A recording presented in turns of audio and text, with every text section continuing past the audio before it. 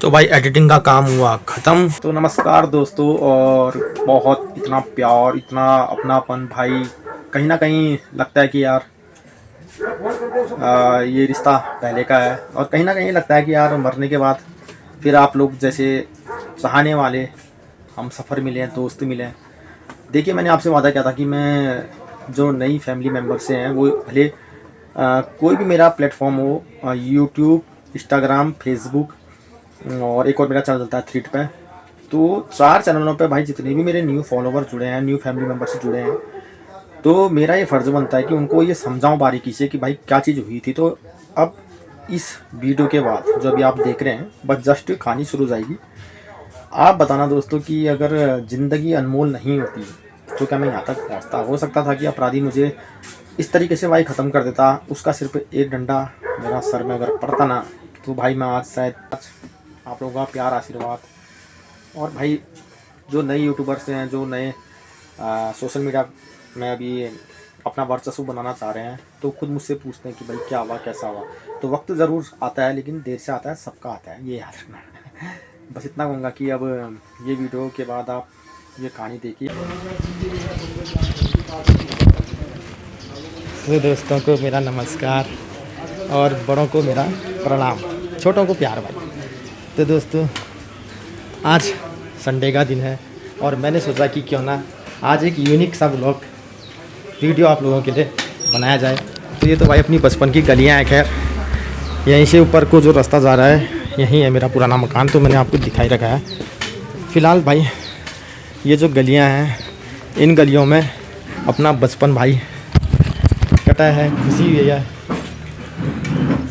खुशी होती है जब इन गलियों में मैं दोबारा आता हूँ दोस्तों। तो मैंने सोचा कि आज कुछ पुरानी यादों को भी आपके साथ शेयर किया जाए, ऐसा वैसा। और फिर मैंने सोचा कि क्यों ना अपने बचपन को एक बार और जिया जाए। तो मेरी मम्मी और मैं हमेशा यहाँ कपड़े धोने जाया करते थे भाई, इसी रास्ते से। तो ये आजकल तो फ़िलहाल पक्का हो गया है, लेकिन उन दिनों ये पूरा मिट्टी का रास्ता था दोस्तों, पूरा। तो इससे बेहतरीन जगह और लोकेशन और क्या ही होती ना। तो मैंने सोचा कि क्यों ना आज वीडियो शूट यहीं किया जाए। तो कल का जो मैंने वीडियो अपलोड किया था नाइट वाला, जिसमें मैंने हाय ब्लॉग शूट कर रहे हैं यार। तो जो कल का मैंने नाइट वाला वीडियो अपलोड किया था ना, तो उसमें क्रिस मेहर का कमेंट आया था, जो सुहागपुर से हैं। तो उन्होंने भाई कमेंट में लिखा कि यार मैं ईश्वर से प्रार्थना करता हूँ कि विमल पाल जी का फटाफट नल लग जाए। तो थैंक यू क्रिस मेहर जी, आपको इतना सपोर्ट करने के लिए, इतना प्यार देने के लिए। तो फ़िलहाल दोस्तों, मैं भी जिस लोकेशन में जा रहा हूँ ना, तो उसको कहते हैं भाई नदौला। तो आजकल तो फ़िलहाल यहाँ काफ़ी घर वर बन गए हैं, देख सकते हैं आप। लेकिन एक टाइम पे ये बिल्कुल सुनसान और वीरान वाला इलाका था दोस्तों। अभी तो देखो फ़िलहाल दुनिया भर के घर दिखेंगे भाई आपको यहाँ। तो एक टाइम पे पूरा बंजर था, जितनी आपको दिख रही है लोकेशन, ये सब बंजर था भाई। तो यहाँ ही पर ही बहती थी एक जलधारा, जिसको नदौला कहा जाता था भाई, ठीक है। तो बहुत खूबसूरत लोकेशन।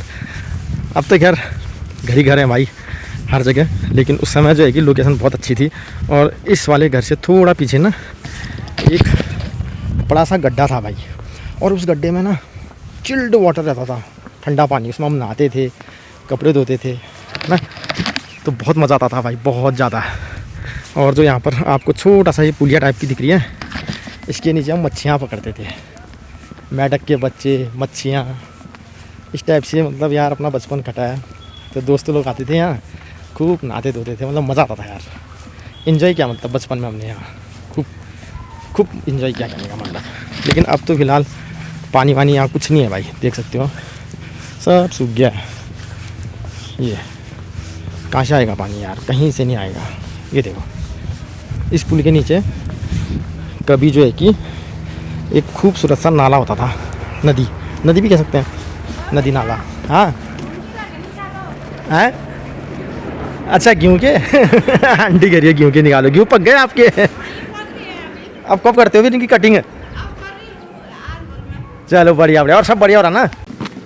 तो ये चीज़ें होती है दोस्तों। फिर खूबसूरत सी यादें हैं भाई। मैंने सोचा कि आज यहीं व्लॉग शूट किया जाए अपना। तो ये देखो जितने आपको घर दिख रहे ना, यहाँ पर भाई पहले नदौला की गाड़ बहती थी। अब पहाड़ में कुनान गाड़ गदेरा ठीक है। तो बहुत पुरानी बात है, तो मतलब बहुत पुरानी बात है। अब तो हम भी इतने बड़े बड़े हो गए हैं। तो हाँ, तो भाई मैंने आपसे कहा था ना मुद्दे उठते रहेंगे, तो अब करते हैं हम मुद्दे की बात। बचपन को बहुत याद कर लिया, मुद्दों को भी याद दिला रहा हूँ। तो 2-3 लोगों ने मुझसे कहा कि भाई आप अपने वीडियो के माध्यम से ये भी बताएं कि ये तो अच्छी बात है, चलो बाहर से जैसे मान लीजिए नेपाल से लोग आ गए या यूपी से आ गए, बिहार से आ गए, अगर कहीं बाहर से भी आ गए, कहीं भी बाहर से, तो मकान मालिक क्या करते हैं कि उनका सत्यापन तो कर लेते हैं, लेकिन वो जो 2-4 आते हैं जिनका सत्यापन हो चुका होता है, फिर वो अपने साथ 7-8 को 10-12 को और ले आते हैं, लेकिन उनका सत्यापन नहीं होता। अभी याद आया, क्या बात है, मस्त दिख रहा है भाई। देखो लोकेशन बहुत अच्छी है। चलो वहाँ पर बैठते हैं। बहुत लॉन्ग टाइम के बाद आया यार मैं यहाँ, बहुत ज़्यादा लॉन्ग टाइम के बाद।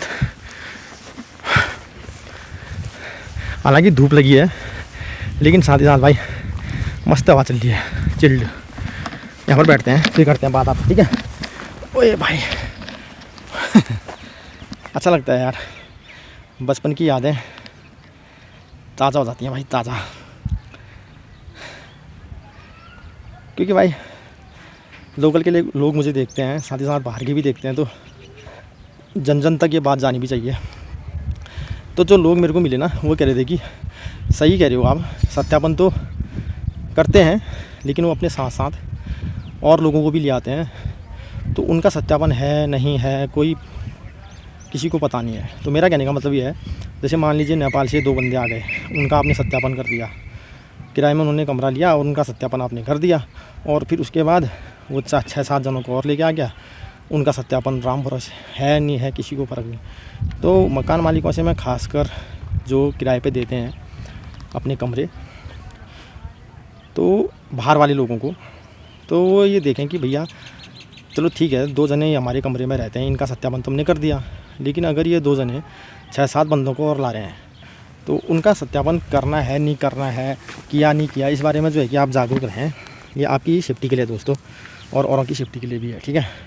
और दूसरा मुद्दा है, देखो मैं साफ बात कर रहा हूँ, अब तिलक चंदन लगाकर माथे पे, ठीक है ना, गलत काम नहीं होंगे। मैं देख रहा हूँ बहुत लोगों की शिकायत आई मुझे, इस बारे में भी आपने बोलना है और मैं बोलूँगा। सुनने में आ रहा है कि वड्डा में जो है कि सट्टा बाज़ार बहुत फल फूल रहा है, ठीक है। तो भाई ऐसा है, सोच लो, जो ये तुम कर रहे हो ना, ये सट्टा बाज़ार, दिन भर एक आदमी मेहनत मजदूरी करके 600-700 रुपये कमा रहा है, और शाम को वो सट्टा खेल रहा है। बच्चों के लिए ना वो चिज्जी ले जा रहा है, पी के जा रहा है अलग से, सट्टा नहीं खुल रहा है। तो उसका ये जो IPL वगैरह में सट्टे वट्टे चलते हैं, तो मुझे पता तो सब है, ठीक है ना। तो थोड़ा सचेत हो जाओ, सचेत, मैं साफ कह रहा हूँ, ठीक है। मुद्दा जब गरमाएगा तो बहुत भयंकर गरमाएगा।